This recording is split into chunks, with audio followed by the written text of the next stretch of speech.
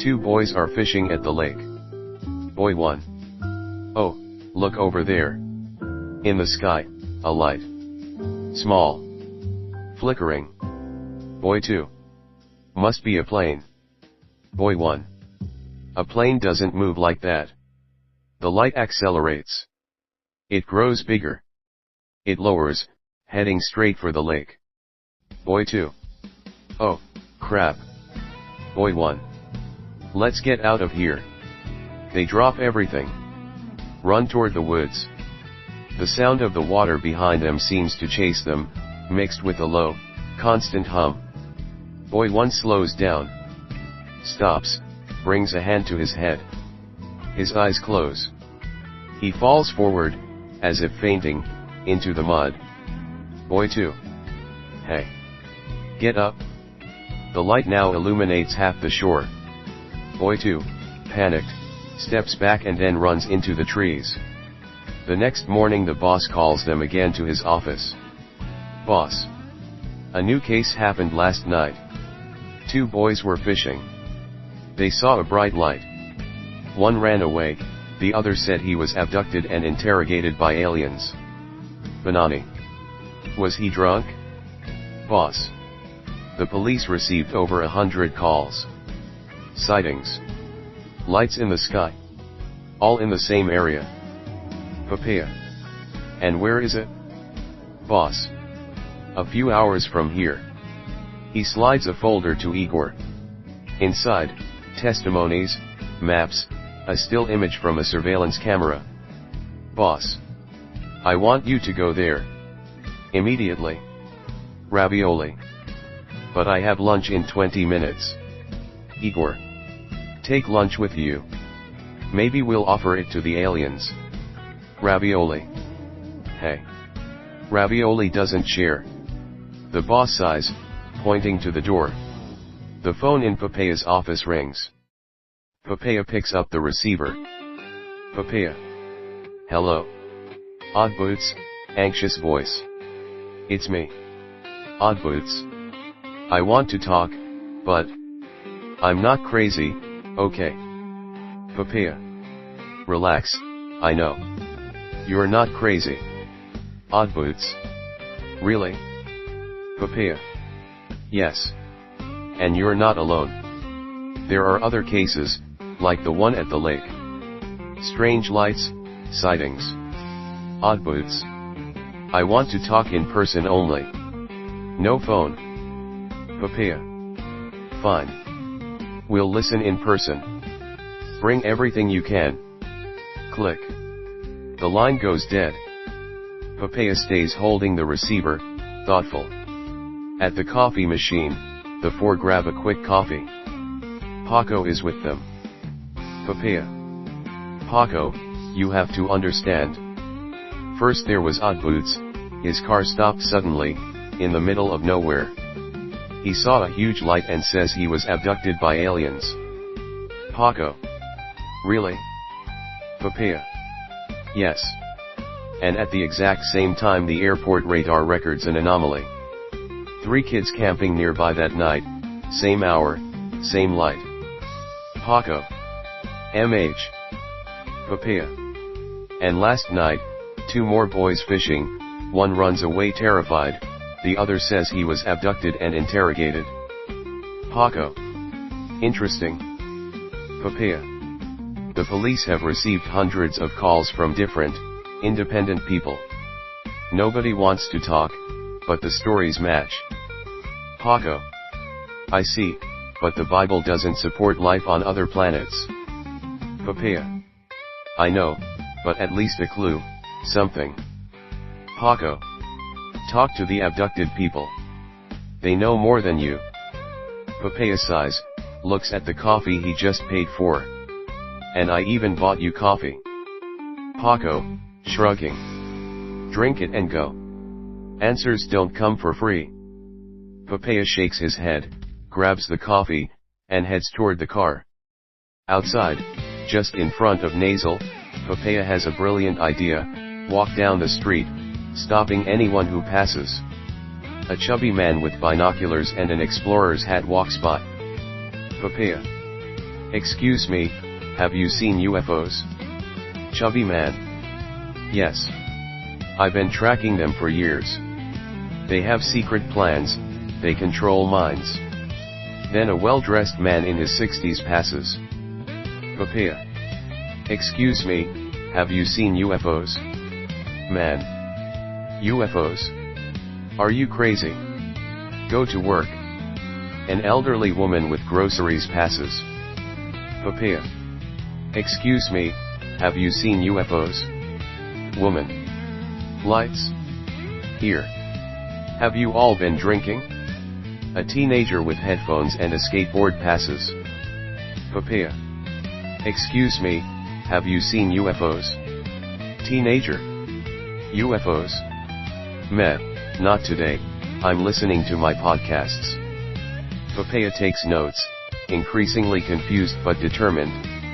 Igor, behind him, smiles and announces loudly. And now, the final nasal quiz, what does Papaia do to solve the case? Let's see. A. Connect all the testimonies logically and rationally. B. Interview the abducted people directly, looking for concrete clues. C. Randomly question people on the street, obsessively repeating the same question. Igor shrugs, watching Papaia keep stopping passers-by, while the group holds its breath. Igor. C. Obviously. Papaia is still stopping passers-by when the boss comes out into the street from the building's door. Boss. What the hell are you doing, Papaia? Papaia. I'm testing a statistical strategy. The other three hide behind a parked car. A lady walks by along the street. Papaia. Ma'am. Excuse me, I'm from Nasal, and I'm conducting a survey on UFOs. Lady. F. But the boss interrupts him. Boss, red with anger, shouting. Papaia. What the hell are you doing, Papaia? Do you realize this? Stopping passers-by, obsessively repeating the same question, you're making Nasal look like a bunch of lunatics. Papaia. I'm testing a statistical strategy. Boss, raising his voice even more. Statistical? Have you lost your mind? I already told you to go to the lake, talk to the witnesses, gather concrete information, not clown around in front of anyone walking by. Papaia tries to speak, but the boss interrupts again. I don't want to hear excuses. Now take the car, go to the lake immediately, and do your job as a scientist for once in your life. And let me make it clear, if I catch you clowning around on the street again, you're suspended until further notice. The other three, hiding behind the parked car, hold their breath as Papaia nods, red-faced and with his head down. Boss, sighing, returning to the office. And remember, Nasal is not a circus. Igor. Boss, why get angry? Everyone already knows Nasal is a madhouse. Papaia just made it official. The next day they arrive at the warehouse where the witnesses work. Papaia manages to speak with Luke, the witness who managed to escape. While Gerard, the one who fainted, stayed home from work. After introducing himself, Papaia begins the interview. Papaia. Good morning. Can you tell me what happened at the lake? Luke. Yes, it was terrible. We were fishing, everything calm. A couple of beers. Then we saw a small, flickering light. Banani. Beers, huh? Just a couple? Are you sure? Luke. Hey. We weren't drunk. I can assure you. Papaia. Don't mind him. Go on. Luke. The light grew bigger, lowered toward the lake. We got scared and tried to run. Gerard fell unconscious into the mud, I managed to run through the trees. There was a low, constant buzzing, as if the air itself was vibrating. Papaia, finally, cautiously. And Gerard, did he tell you if he was abducted and questioned by aliens? Luke. That's what he says. Papaia. He stayed home today. Do you think he would talk to us? Luke. You can try, but I don't think so. Since last night he hasn't said much. Not even to me. Meanwhile, Banani sees a bottle fallen near a pallet of bottles. Here's the proof. He mutters. The witness was drunk. He grabs the bottle. Hits the pallet. All the bottles fall like bowling pins. Thud. Crash. Banani in the middle, arms raised, eyes wide. He looks completely drunk. Ravioli laughs. Look. He's the drunk one. Igor, under his breath. Congratulations to Banani, he just proved the famous law of the reflected mirror. Papaia shakes his head. That's why you don't accuse the witnesses. Luke. I don't care what you think of me, whether I'm drunk or not. I'll keep telling the same story, even if the government told me to shut up. Papaia. The government? Who? Luke. Yes, those guys who came right after the incident. They told me not to tell anyone. Papaia. Can you tell me exactly who told you not to talk? Which government agency? Luke. No, they seemed like government guys. They showed me a badge, but no names. Now I have to get back to work. Papaia. Did you tell me everything, Luke? Luke. Wait, yes, almost everything. There was also a smell. Papaia. What kind of smell? Luke. Smell of sulfur. Igor. Strange. The four are in the car, heading to the hotel. Banani pulls out a sheet of paper and some markers. He starts scribbling a lake with a UFO above it, shaky lines and scattered colors. Papaia. What are you doing, Banani? Banani. If I can draw the problem, I'll solve it. After a few minutes, Banani holds the sheet up to Ravioli, proud. Here. The lake and the UFO, all ready. Ravioli looks at him, sighs, and shakes his head. Okay, but now you have to finish coloring it. Igor.